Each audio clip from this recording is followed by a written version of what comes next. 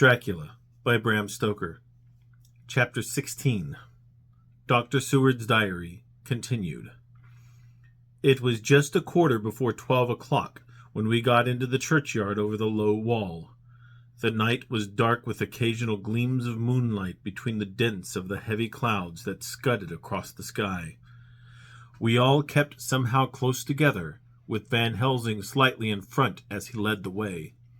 When we had come close to the tomb, I looked well at Arthur, for I feared the proximity to a place leaden with so sorrowful a memory would upset him, but he bore himself well. I took it that the very mystery of the proceeding was in some way a counteractant to his grief. The professor unlocked the door, and seeing a natural hesitation amongst us for various reasons, solved the difficulty by entering first himself. The rest of us followed, and he closed the door. He then lit a dark lantern and pointed to a coffin. Arthur stepped forward hesitatingly.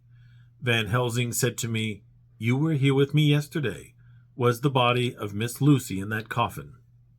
It was. The professor turned to the rest, saying, "You hear, and yet there was no one who does not believe with me." He took his screwdriver and again took off the lid of the coffin. Arthur looked on, very pale but silent. When the lid was removed, he stepped forward. He evidently did not know that there was a leaden coffin, or at any rate had not thought of it. When he saw the rent in the lead, the blood rushed to his face for an instant, but as quickly fell away again, so that he remained of a ghastly whiteness.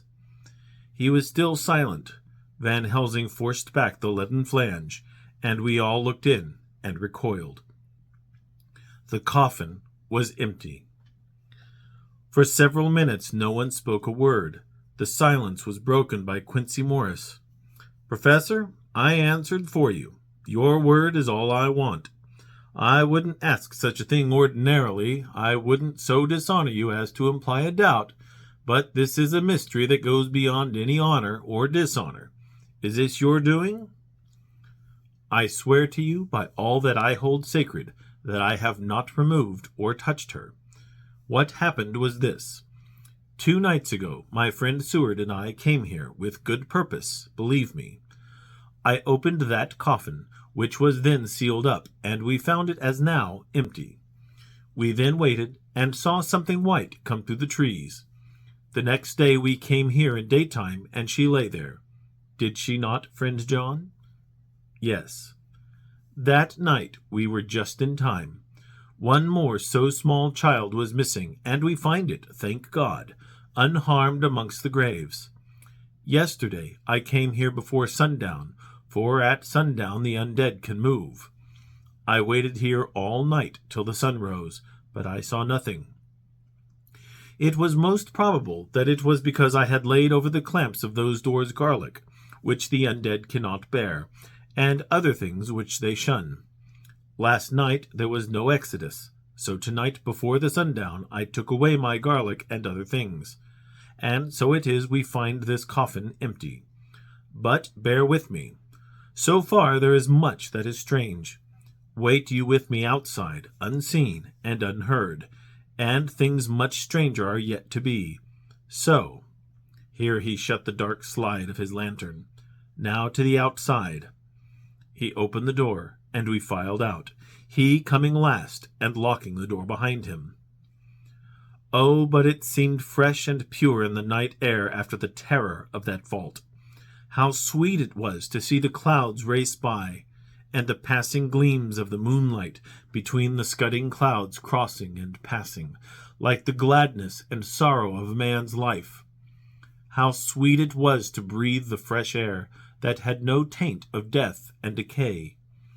How humanizing to see the red lighting of the sky beyond the hill, and to hear far away the muffled roar that marks the life of a great city. Each in his own way was solemn and overcome. Arthur was silent, and was, I could see, striving to grasp the purpose and the inner meaning of the mystery. I was myself tolerably patient, and half inclined again to throw aside doubt, and to accept Van Helsing's conclusions. Quincy Morris was phlegmatic in the way of a man who accepts all things, and accepts them in the spirit of cool bravery, with hazard of all he has at stake. Not being able to smoke, he cut himself a good-sized plug of tobacco and began to chew. As to Van Helsing, he was employed in a definite way. First, he took from his bag a mass of what looked like thin, wafer-like biscuit, which was carefully rolled up in a white napkin. Next, he took out a double handful of some whitish stuff like dough or putty. He crumbled the wafer up fine and worked it into the mass between his hands. This he then took, and rolling it into thin strips, began to lay them into the crevices between the door and its setting in the tomb. I was somewhat puzzled at this, and being close, asked him what it was that he was doing. Arthur and Quincy drew near also, as they too were curious. He answered, "I am closing the tomb so that the undead may not enter." "And is that stuff you have there going to do it?" "It is." "What is that which you are using?" This time the question was by Arthur. Van Helsing reverently lifted his hat as he answered, "The host. I brought it from Amsterdam. I have an indulgence." It was an answer that appalled the most skeptical of us, and we felt individually that, in the presence of such earnest purpose as the professor's, a purpose which could thus use the, to him, most sacred of things, it was impossible to distrust. In respectful silence we took the places assigned to us close round the tomb, but hidden from the sight of anyone approaching. I pitied the others, especially Arthur. I had myself been apprenticed by my former visits to this watching horror, and yet I, who had up to an hour ago repudiated the proofs, felt my heart sink within me. Never did tombs look so ghastly white. Never did cypress or yew or juniper so seem the embodiment of funeral gloom. Never did tree or grass wave or rustle so ominously. Never did bough creak so mysteriously, and never did the faraway howling of dogs send such a woeful presage through the night. There was a long spell of silence, big, aching, void, and then from the professor a keen tss. He pointed, and far down the avenue of yews we saw a white figure advance, a dim white figure which held something dark at its breast. The figure stopped, and at the moment a ray of moonlight fell upon the masses of driving clouds, and showed in startling prominence a dark-haired woman, dressed in the cerements of the grave. We could not see the face, for it was bent down over what we saw to be a fair-haired child. There was a pause, and a sharp little cry, such as a child gives in sleep, or a dog as it lies before the fire and dreams.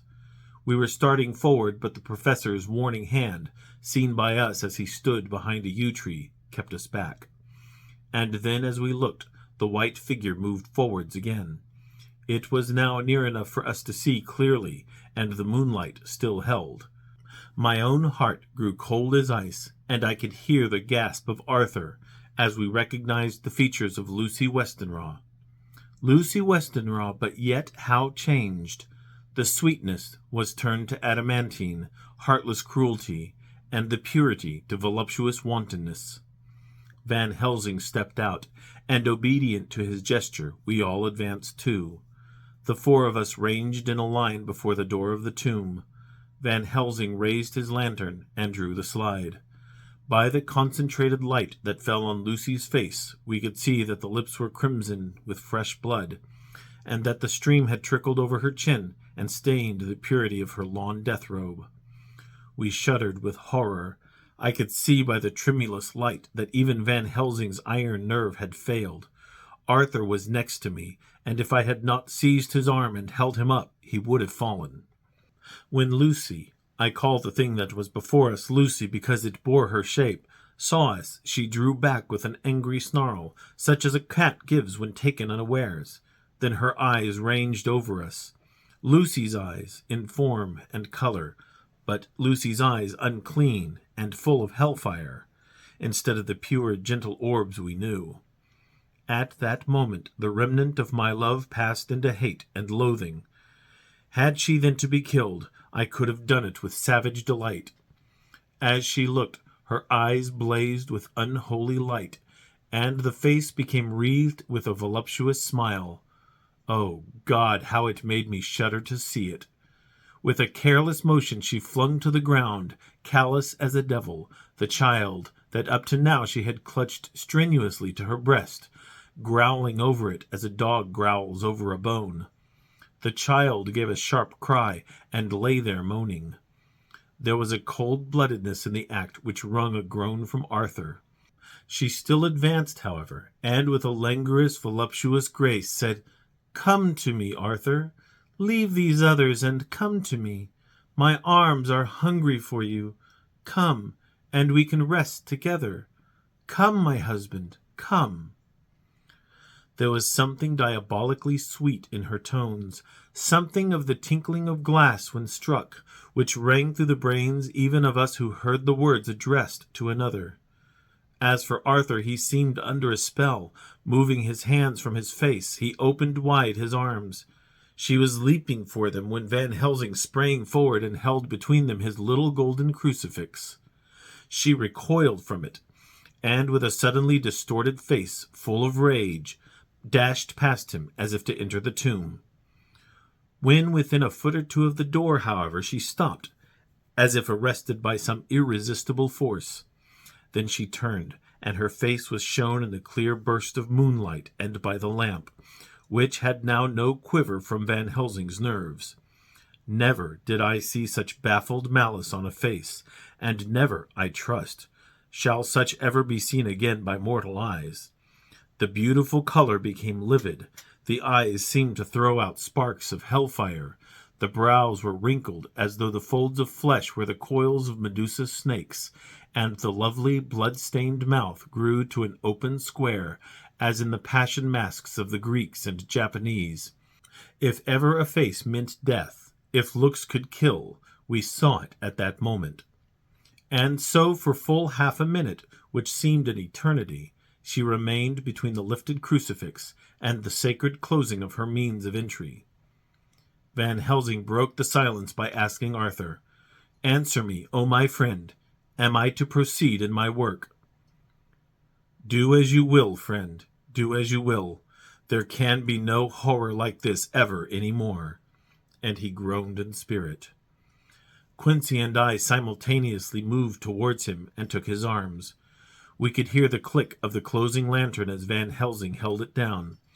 Coming close to the tomb, he began to remove from the chinks some of the sacred emblem which he had placed there. We all looked on with horrified amazement as we saw, when he stood back, the woman, with a corporeal body as real at that moment as our own, pass through the interstice where scarce a knife blade could have gone. We all felt a glad sense of relief when we saw the professor calmly restoring the strings of putty to the edges of the door. When this was done, he lifted the child and said, "Come now, my friends. We can do no more till tomorrow.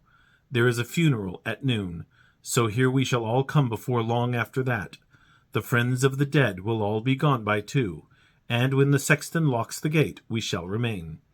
Then there is more to do, but not like this of tonight. As for this little one, he is not much harmed, and by tomorrow night he shall be well. We shall leave him where the police will find him, as on the other night, and then to home." Coming close to Arthur, he said, "My friend Arthur, you have had a sore trial, but after, when you look back, you will see how it was necessary. You are now in the bitter waters, my child. By this time tomorrow you will, please God, have passed them, and have drunk of the sweet waters. So do not mourn overmuch. Till then I shall not ask you to forgive me." Arthur and Quincy came home with me, and we tried to cheer each other on the way. We had left behind the child in safety, and retired. So we all slept with more or less reality of sleep. 29 September, night. A little before 12 o'clock we 3, Arthur, Quincy Morris, and myself, called for the professor. It was odd to notice that by common consent we had all put on black clothes.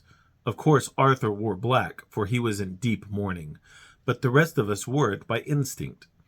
We got to the graveyard by 1:30, and strolled about, keeping out of official observation, so that when the gravediggers had completed their task, and the sexton, under the belief that everyone had gone, had locked the gate. We had the place all to ourselves. Van Helsing, instead of his little black bag, had with him a long leather one, something like a cricketing bag. It was manifestly of fair weight. When we were alone, and had heard the last of the footsteps die out up the road, we silently, as if by ordered intention, followed the professor to the tomb. He unlocked the door, and we entered, closing it behind us. Then he took from his bag the lantern, which he lit, and also 2 wax candles, which, when lighted, he stuck by melting their own ends on other coffins, so that they might give light sufficient to work by. When we again lifted the lid off Lucy's coffin, we all looked, Arthur trembling like an aspen, and saw that the corpse lay there in all its death beauty. But there was no love in my own heart, nothing but loathing for the foul thing which had taken Lucy's shape without her soul. I could see even Arthur's face grow hard as he looked. Presently he said to Van Helsing, "Is this really Lucy's body, or only a demon in her shape?" "It is her body, and yet not it.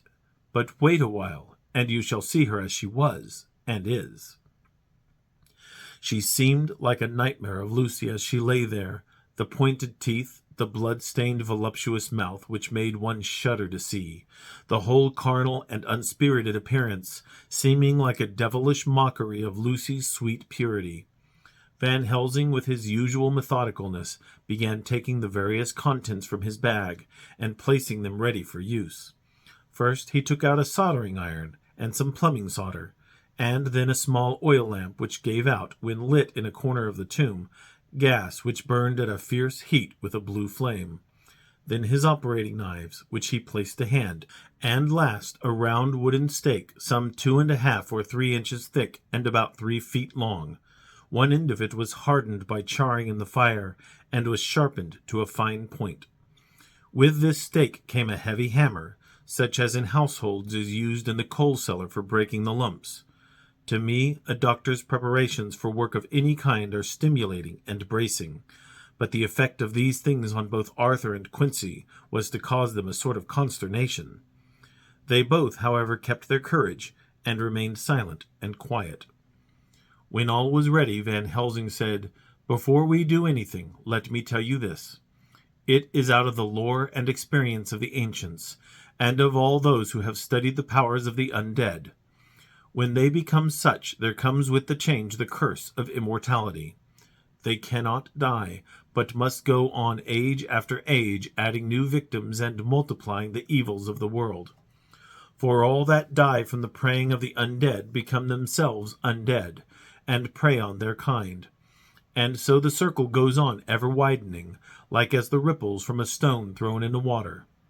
Friend Arthur, if you had met that kiss which you know of before poor Lucy died, or again last night when you opened your arms to her, you would in time, when you had died, have become Nosferatu, as they call it in Eastern Europe, and would for all time make more of those undeads that so have filled us with horror. The career of this so unhappy dear lady is but just begun. Those children whose blood she sucked are not as yet so much the worse. But if she lives on, undead, more and more they lose their blood, and by her power over them they come to her, and so she draw their blood with that so wicked mouth. But if she die in truth, then all cease. The tiny wounds of the throats disappear, and they go back to their play, unknowing ever of what has been. But of the most blessed of all, when this now undead be made to rest as true dead, then the soul of the poor lady whom we love shall again be free. Instead of working wickedness by night and growing more debased in the assimilating of it by day, she shall take her place with the other angels, so that, my friend, it will be a blessed hand for her that shall strike the blow that sets her free. To this I am willing, but is there none amongst us who has a better right? Will it be no joy to think of hereafter in the silence of the night when sleep is not? It was my hand that sent her to the stars. It was the hand of him that loved her best, the hand that of all she would herself have chosen, had it been to her to choose. Tell me if there be such a one amongst us." We all looked at Arthur. He saw, too, what we all did, the infinite kindness which suggested that his should be the hand which would restore Lucy to us as a holy and not an unholy memory.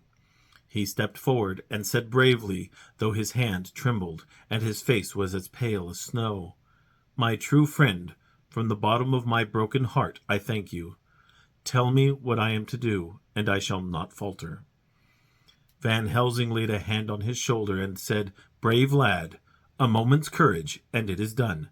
This stake must be driven through her. It will be a fearful ordeal, be not deceived in that, but it will be only a short time, and you will then rejoice more than your pain was great. From this grim tomb you will emerge as though you tread on air, but you must not falter when once you have begun.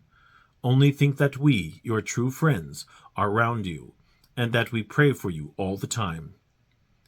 "Go on," said Arthur hoarsely. "Tell me what I am to do."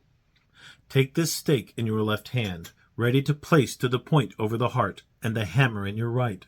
Then when we begin our prayer for the dead, I shall read him, I have here the book, and the others shall follow. Strike in God's name, that so all may be well with the dead that we love, and that the undead pass away." Arthur took the stake and the hammer, and when once his mind was set on action, his hands never trembled, nor even quivered. Van Helsing opened his missal and began to read, and Quincy and I followed as well as we could. Arthur placed the point over the heart, and as I looked I could see its dent in the white flesh. Then he struck with all his might. The thing in the coffin writhed, and a hideous blood-curdling screech came from the opened red lips. The body shook and quivered and twisted in wild contortions. The sharp white teeth champed together till the lips were cut, and the mouth was smeared with a crimson foam. But Arthur never faltered. He looked like a figure of Thor as his untrembling arm rose and fell, driving deeper and deeper the mercy-bearing stake, whilst the blood from the pierced heart welled and spurted up around it. His face was set, and high duty seemed to shine through it. The sight of it gave us courage so that our voices seemed to ring through the little vault. And then the writhing and quivering of the body became less, and the teeth seemed to champ, and the face to quiver. Finally, it lay still. The terrible task was over. The hammer fell from Arthur's hand. He reeled and would have fallen had we not caught him. The great drops of sweat sprang from his forehead, and his breath came in broken gasps. It had indeed been an awful strain on him, and had he not been forced to his task by more than human considerations, he could never have gone through with it. For a few minutes we were so taken up with him that we did not look towards the coffin. When we did, however, a murmur of startled surprise ran from one to the other of us. We gazed so eagerly that Arthur rose, for he had been seated on the ground, and came and looked too. And then a glad, strange light broke over his face, and dispelled altogether the gloom of horror that lay upon it. There in the coffin lay no longer the foul thing that we had so dreaded, and grown to hate, that the work of her destruction was yielded as a privilege to the one best entitled to it, but Lucy as we had seen her in life, with her face of unequalled sweetness and purity. True that there was there, as we had seen them in life, the traces of care and pain and waste, but these were all dear to us, for they marked her truth to what we knew. One and all we felt that the holy calm that lay like sunshine over the wasted face and form was only an earthly token and symbol of the calm that was to reign forever. Van Helsing came and laid his hand on Arthur's shoulder, and said to him, "And now, Arthur, my friend, dear lad, am I not forgiven?" The reaction of the terrible strain came as he took the old man's hand in his, and raising it to his lips, pressed it, and said, "Forgiven! God bless you that you have given my dear one her soul again, and me peace." He put his hands on the professor's shoulder, and laying his head on his breast, cried for a while silently, whilst we stood unmoving. When he raised his head, Van Helsing said to him, "And now, my child, you may kiss her. Kiss her dead lips if you will, as she would have you to, if for her to choose. For she is not a grinning devil now, not any more a foul thing for all eternity. No longer she is the devil's undead. She is God's true dead, whose soul is with him. Arthur bent and kissed her, and then we sent him and Quincy out of the tomb. The professor and I sawed the top off the stake, leaving the point of it in the body.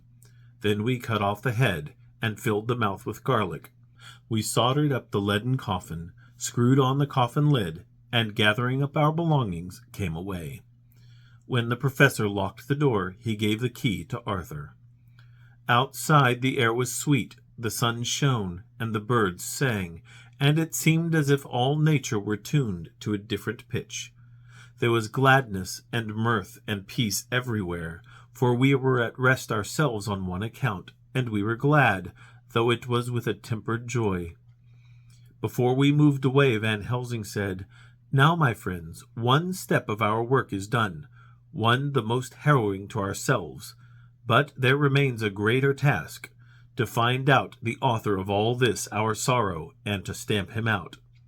I have clues which we can follow, but it is a long task and a difficult one, and there is danger in it and pain. Shall you not all help me? We have learned to believe, all of us, is it not so? And since so, do we not see our duty? Yes, and do we not promise to go on to the bitter end?"